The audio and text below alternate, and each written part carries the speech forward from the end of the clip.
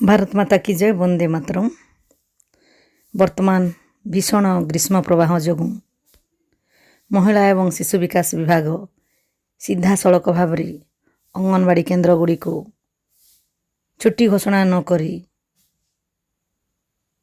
ନିଜ ନିଜ ଜିଲ୍ଲାରେ କିଭଳି ବ୍ୟବସ୍ଥା କରାଯିବ ତା'ର ଦାୟିତ୍ୱ ନ୍ୟସ୍ତ କରିଛନ୍ତି ଜିଲ୍ଲାପାଳଙ୍କୁ।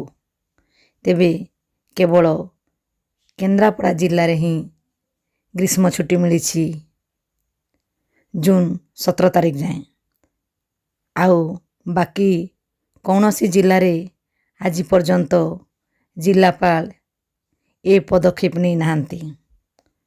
ଏଣୁ ନିଶ୍ଚିନ୍ତ ରୂପେ କେନ୍ଦ୍ରାପଡ଼ା ଜିଲ୍ଲାପାଳ ଧନ୍ୟବାଦର ପାତ୍ର। ଦେଖନ୍ତୁ ଆପଣ, ଏତେ ଖରା ହେଇଗଲାଣି ଯେ ଆମର ଅଙ୍ଗନବାଡ଼ି କର୍ମୀ ଜଣେ ଅଂଶୁଘାତରେ ମୃତ୍ୟୁବରଣ କଲେଣି। କ୍ଷତି କାହାର ହେଉଛି? କ୍ଷତି କେବଳ ସେଇ ପରିବାରର।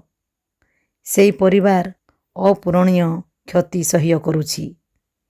କିନ୍ତୁ ସରକାର କିମ୍ବା ବିଭାଗ ଏଥିପ୍ରତି ସାମାନ୍ୟ ଦୃଷ୍ଟି ମଧ୍ୟ ଦେଉନାହାନ୍ତି।